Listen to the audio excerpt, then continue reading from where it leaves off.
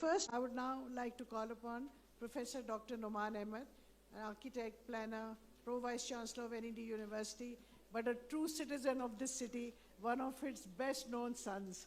And he has written books and articles and papers on Karachi, and he has taught and supervised research for over 3 decades, contributing extensively to urban design and development, and has been part of the Quetta Master Plan 2050 and the Karachi Climate Action Plan. He is also, like Yasmin, recipient of many awards, including the HEC Best Teacher Award, Dr. Akhtar Hamid Khan Memorial Award, Tamga Imtiaz, and currently he serves as the chair of UNESCO Sustainable Urban Regions. So, Commission, he's here in front of you. Please go ahead with your questions. Thank you, Dr. Saab. Welcome. And it's great to welcome an expert. I'll give us a brief context to the question I would like to ask you from the previous distinguished witnesses who preceded you. Dr. Yasmin Qazi said very rightly that we should not be waiting for the next disaster. And Mr. Rafi Alam said that basically, to sum up, that it's a man-made problem because laws are being made but without implementation.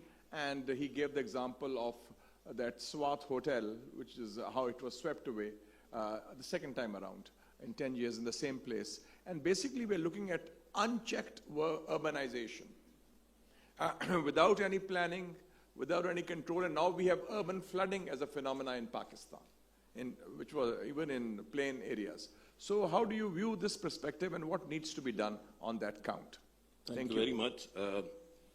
I think the context of urbanization in this country is little viewed.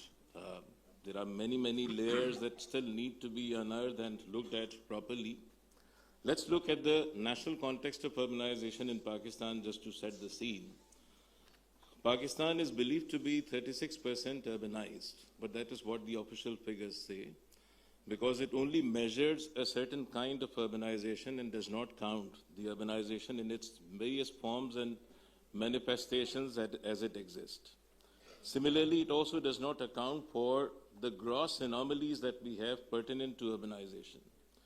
Just look at the status of Sindh, which is the most urbanized province of the country. But if you keep Karachi aside, the overall status of urbanization in Sindh will become very questionable. Then we have various types of contexts in the country where urbanization is still a running process. The province of KPK, for example, has possibly the lowest segment of urbanization, but this is where you have urbanization taking place in the most informal scale.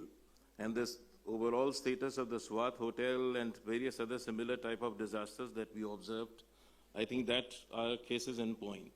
So my first point is that we have to be truthful in measuring urbanization in whatever forms and hues as it exists. And for doing that, we need to modify the methodologies through which urbanization is measured. For many, many years, the overall studies related to scaling urbanization and documenting its various forms, they are in short supply except the works of small-time scholars and researchers that need to be scaled up. Secondly, we have policies for most of the things under the sun, but we do not have any national urban policy. It believes that the state has shirked its responsibility and does not want to look at urbanization in the form and format as it exists. We find that the existing cities that are expanding by the will of the God, whereas there are so many processes that are guiding them, but it is such that we are not possibly accounting them in the true perspective with true scientific tools. Look at Karachi. The population or the figures normally become extremely contested. But whenever we travel around the hinterland of Karachi, we find visible evidences of urbanization taking place.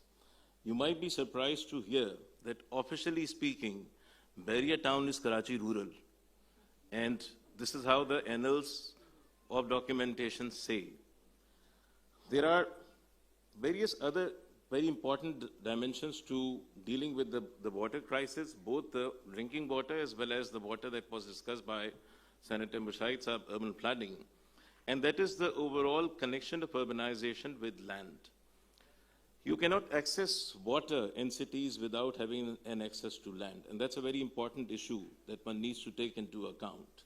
Whether it is land that is grabbed or whether it is land that is informally developed on the basis of need, or whether it is land which is developed through various types of very small-scale planned settlements, land becomes a prerequisite for accessing water of any kind or even other kind of utilities and services.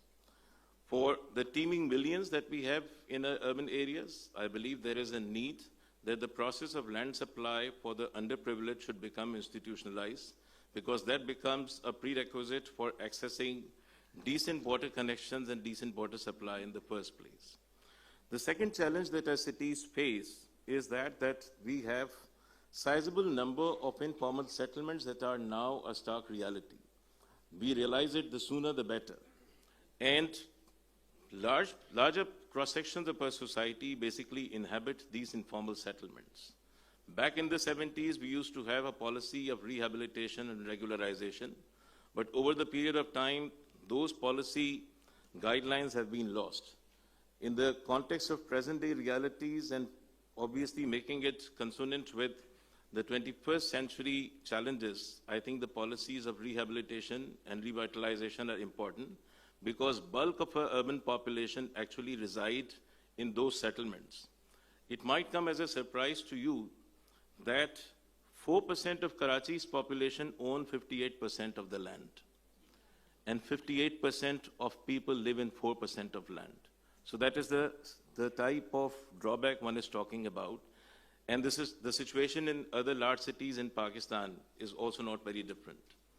So until and unless we take into account these factors and possibly come up with a very clear, objective, and a scientifically valid methodology of documenting urbanization, connecting it with essential needs such as the drainage in the situations of floods, rain situations, and also the access of drinking water, all the plans and the small-time projects that we would like to celebrate every now and then, they will all become very, very elusive. Thank you very much.